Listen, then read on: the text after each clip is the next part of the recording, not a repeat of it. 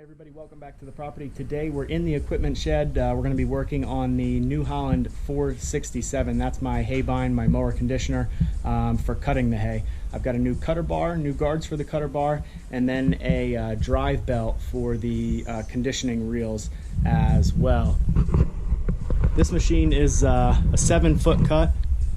I bought an entire new cutter bar. You can replace just these single knife sections on there, but with the age of this machine, these knife sections are all riveted on instead of bolted on like they are on a lot of the newer mower conditioners. So I would have had to buy all the knife sections, all the rivets, and then a special rivet tool. I don't have one that's big enough to be able to handle those size rivets. So for ease of just putting a new one in, the cost of it was about the same as it would have been to buy all those pieces, and then the rivet tool as well. The guards you can see on there, they're all going to get replaced as well. They do assist in cutting, so it's good to replace the guards every few years. Plus these have all been on here. There's a couple of them. This one here at the end is bent. I hit a rock with that last year. So I've kind of got the machine stripped down. I took a couple of the protective covers off last year. I was having a few issues. As I mentioned, I got a new drive belt for the conditioning wheels because that started breaking up last year, started fraying. There's a chain over here as well that popped a few times, so I'm going to replace that. Not today. I haven't picked that chain up yet.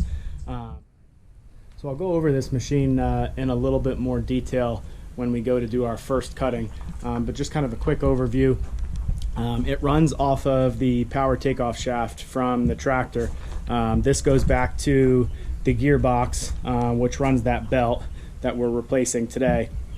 And then that belt does two separate things. It drives the rollers and for conditioning the hay, and then it also drives this second belt over here, which is connected to the wobble box. The wobble box is what actually makes the sickle sections, the knives, go back and forth inside of those guards there.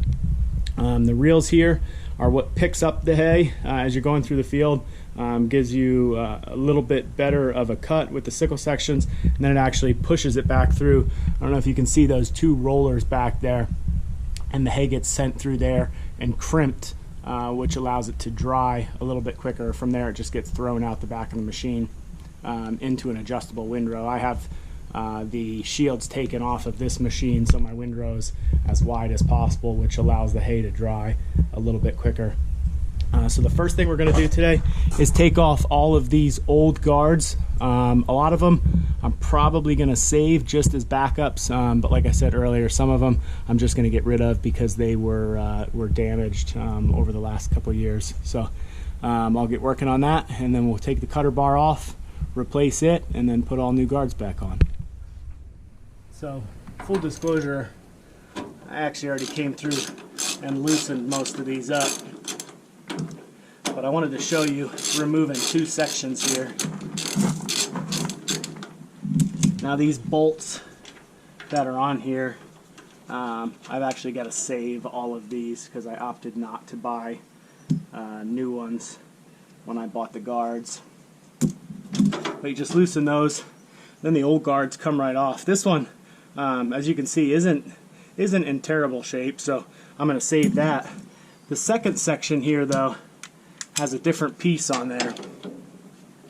On the top here, it's called a hold down clip, and I'm going to go through and mark all of the locations where the hold down clips were, just with a paint pen to make sure I don't forget where to put them or put them in the wrong place.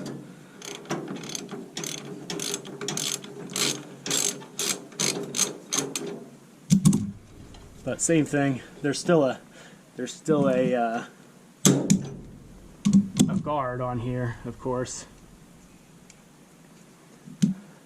but it also has this on the top. Like I said, this is called a hold down clip.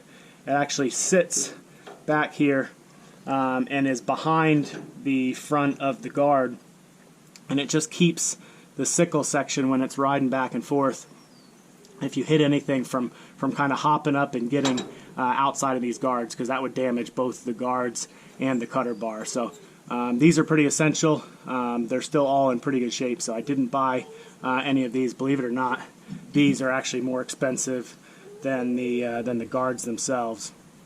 So I'm going to hang on to these, put it right back there, take the guard off, go through and do that 15 more times, well 13 more I guess now that I got 2 of them off, and then I'll get back to you when they're all off.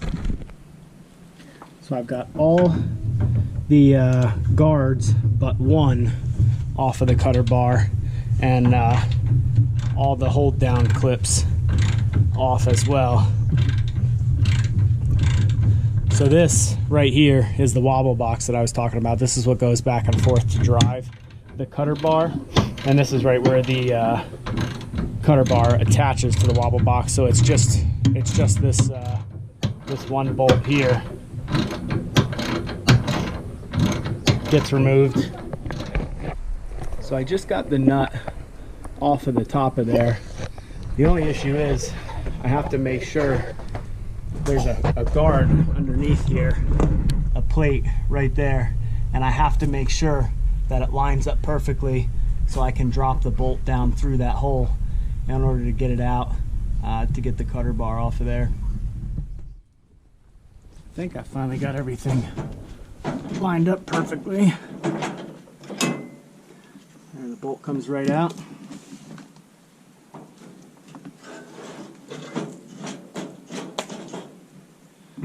Slide the cutter bar right out. I'm not sure if this guard is going to be an issue or not.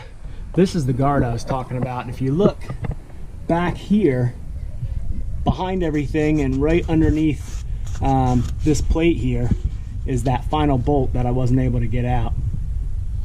So if that's going to be an issue with pulling this out, which it looks like it is, because there's a bearing on the end of this cutter bar that allows it to ride on that bolt.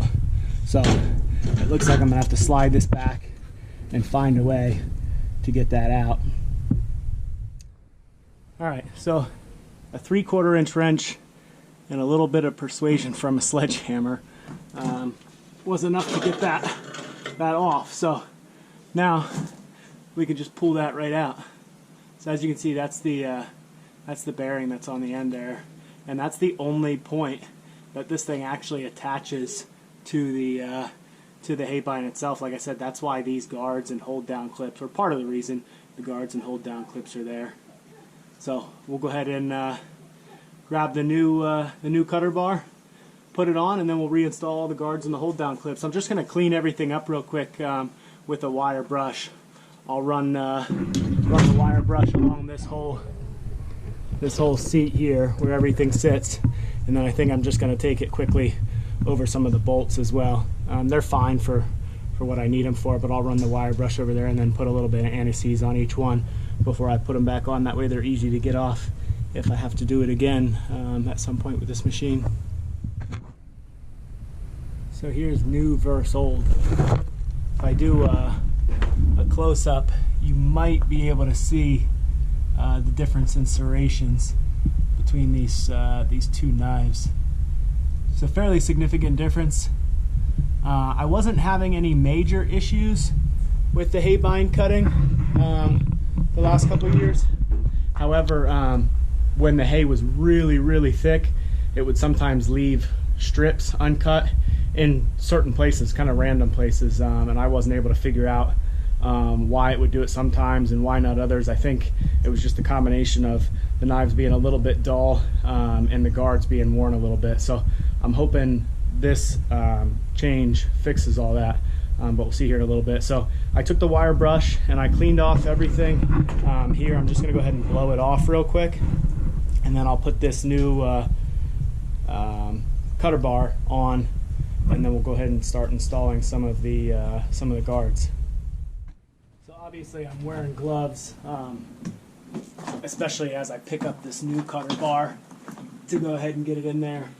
These new teeth, as they should be, are extremely sharp, so I don't want to take a chance cutting myself with one of those.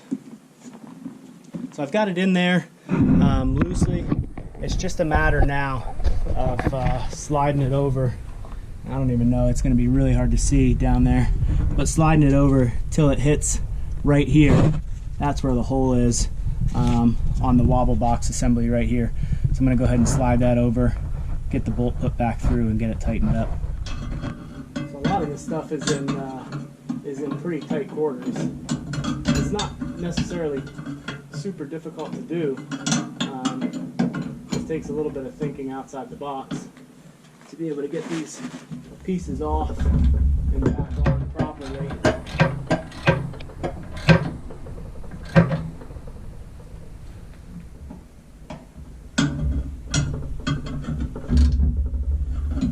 This one in particular, the wobble box has to be as far to the outside of the cutter as possible in order to get a socket and a ratchet down there, which makes it really hard to reach with this wrench to hold the bottom of the bolt so I can tighten it up.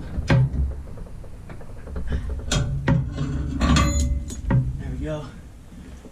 So I'm working on the end closest to where the cutter bar attaches to the wobble box, and this guard right here I'm going to wait to put on until I can bring my angle grinder down. I'm just going to cut the very end of this support bar here off, because I can get it over top of the cutter bar, but then when I try to slide it in, it hits here. Last time it was installed up in there, which I don't know if that's necessarily the right way for it to be installed. So I'm going to go ahead and leave that one off for now. Like I said, I'll cut that, and I'm going to put these next two on. So I take them, or put them on just like I took them off, slide them over the knife sections. There's a little groove in the bottom here, and then I can just slide it right over. Like I said, I'm putting the same bolts back in, so they just come up from the bottom. It's got a square top to it, so it sits right in a groove on the bottom of these guards. I'll show you that here in a second.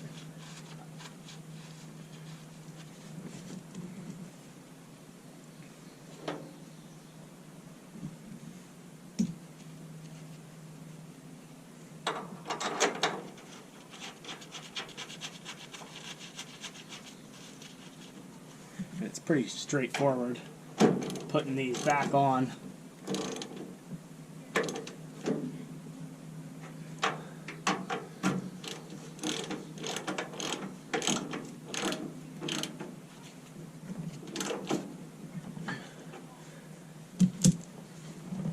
Now the next section here is one of the ones with these hold down clips. Put it on exactly the same, slide it over, and then make sure we get the hold down clip in place. So far I've put 2 of the hold down clips in, and the clearances on them are good. I tried to put the one on the very end, and there's just not quite, actually there's too much clearance, there's too much room there. Like I said, these hold down clips actually hold the cutter bar down against these guards, so you get a good efficient cut.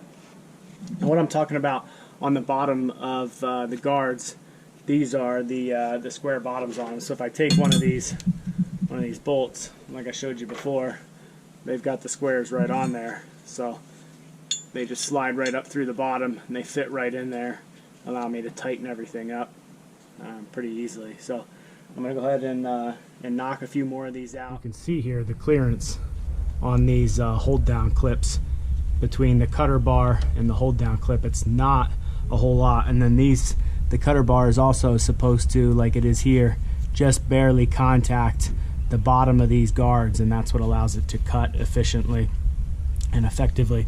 You don't want too much friction. We don't want it rubbing so hard that it's wearing metal away. We just kind of want it barely touching. So a few minor adjustments here and everything will be good to go. I think I've got 2 more of these hold down clips here to put on yet, one there and one there, and assuming they're both good, I'll just have to replace that last hold down clip. I'll show you that here in a second. So I've got everything back on, the entire cutter bar all of the guards except for one. This last guard here laying on the floor, like I said, that goes in there. I'm just gonna have to trim this a little bit just with an angle grinder so I can slide that in there easily. Like I said, it was up inside there before, but I think that might have been pushing up on the front of the cutter bar, and may have been why grass sometimes got caught up a little bit in there.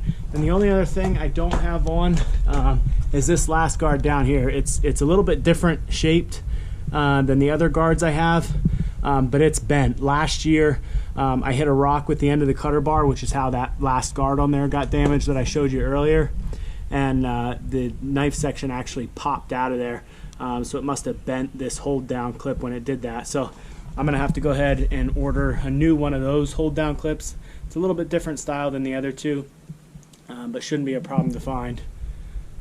And then I'll come down one day next week once I have that and the angle grinder, and I'll put that last hold down clip on. So we've got some plans this afternoon, a couple things we want to do. That being said, I took a look at the owner's manual for the Haybine, and in order to replace that belt, I've actually got to unbolt the gearbox and slide it back just to give me a little bit more leeway in order to get that belt on. So we'll take care of that another day, and when we are back here, we'll go ahead and grease the whole machine, and we'll get the skid shoes back on the bottom. I take those off and set the machine up for the winter time. So we'll finish up the maintenance on the Haybine another day. We did get the biggest job done that I wanted to do, getting that cutter bar replaced and the guards all on there. Next time we're back, I'll have the other hold down clip, and we'll get that piece ground off and get the last guard on as well. But I appreciate you watching today. We'll see you on the next one.